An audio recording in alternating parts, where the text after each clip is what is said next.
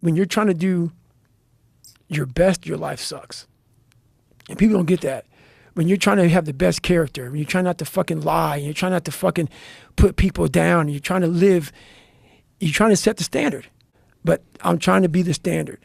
And sometimes life is just not fun when you're like, can't do that, can't say that, gotta watch out for that. Yeah. I gotta wake up today. I gotta grind, because there may be a motherfucker out there that sees me in their fucking car that says, all right, I'm gonna go home and be better today. So all these things are in my fucking mind. Every fucking day I wake up, every fucking day. And I try to get to emails. It's me and Jennifer. But yeah, people fucking, it's crazy, man. People come up to me and tell me their stories, man. It's fucking very humbling that this kid that came from fucking nothing is now helping people who, it's just funny. And people call me crazy a lot. Man, you're so fucking crazy, but what you do? And I look at him straight in the eye and I say, man, I'm not crazy. I'm just not you. I'm just not who you are, who you want to be. I have a responsibility, man, and I got to fucking take that seriously. Well, people like to look at people that are pushing further than them and harder than them. Like there's something wrong with you. Yep. You must be crazy. You gotta be crazy. Gotta be crazy. I love crazy, though. My favorite people are crazy. Yes. But I don't look at it as a negative. No. I look at it as a strength. It is. I see a person who's willing to go to that dark matter place. I go, oh, I like that. Oh, yeah. I like that. But you went there during Sober October, man. You went there. So how did that feel, man, when you fucking were going into those journeys, into those compartments? Well, what I like about it is that you had to do it every day. And so I just every day would, know it was coming.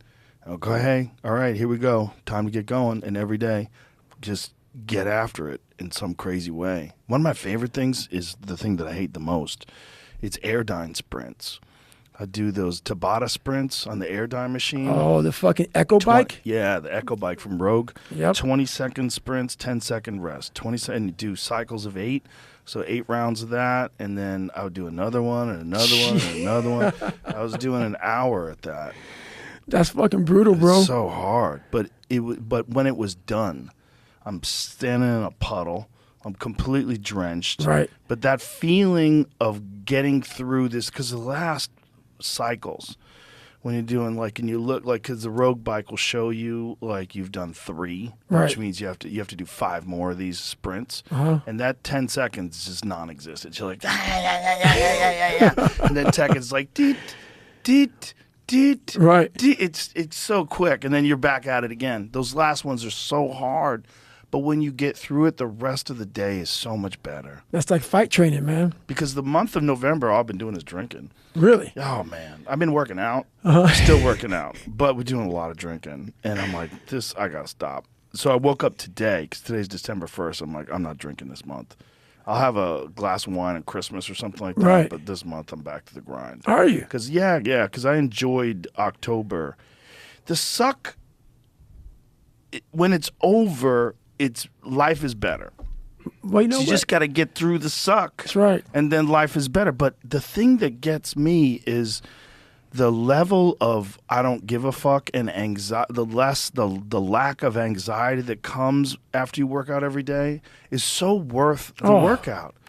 You're so calm. So calm. The only thing that changes your fucking DNA is discipline. Yes. Discipline is the only thing that changes your DNA, man. This is the only thing. Only thing, man. You could be fucking so fucked up. And I realized that, man. I was like, man, the only thing that changed my DNA is discipline. It's the only thing. I've incorporated a new thing that I was telling you where I get up first thing in the morning, I get in the cold plunge. Because I was doing the cold plunge after I did the sauna, and it's a little easier because the sauna sucks. Right. But, when that 20 minutes is up or 25 minutes is up, and then you get in that cold, the cold sucks, but it doesn't suck as much as when you're cold, and then you get in the cold.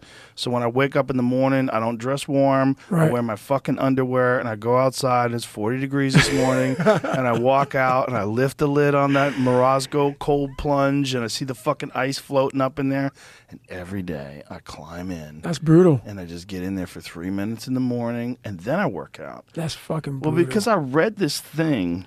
I'll send it to you, Jamie, but I read this thing where they've been doing studies on what happens to people. Andrew Huberman and I actually discussed this, and Huberman's a very interesting guy, but it's about the benefits of cold plunge before you actually work out. Really? Yeah, because there's a benefit after you work out in terms of reduction of inflammation, but what they're saying is you shouldn't do it right after you lift weights. Got it. Because then muscles. it actually decreases the hypertrophy. So Right. you don't gain as much mass or gain as much strength.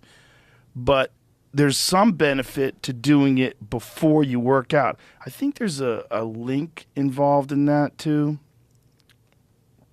So anyway, this is a guy who's talking about prostate-specific antigen blood test came back very high. And everyone said that he had to get a biopsy. And he said, the story I've heard about older men getting biopsies and prostatectomies sounded like nightmares to him, so he decided to try to manage his PSA with ketosis and ice baths. So it worked. His PSA dropped from over 7 to less than 1. And along the way, a funny thing happened to his testosterone. It went through the roof to 1140, which is crazy high. He said, my urologist didn't believe me. He thought I must be juicing.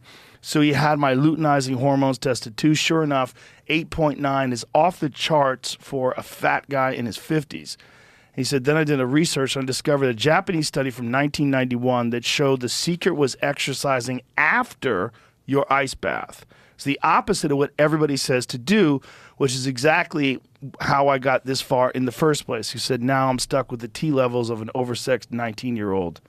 I'm not complaining. Damn. But so this is the thing that people are realizing now. There's some extreme benefit to heavy-duty.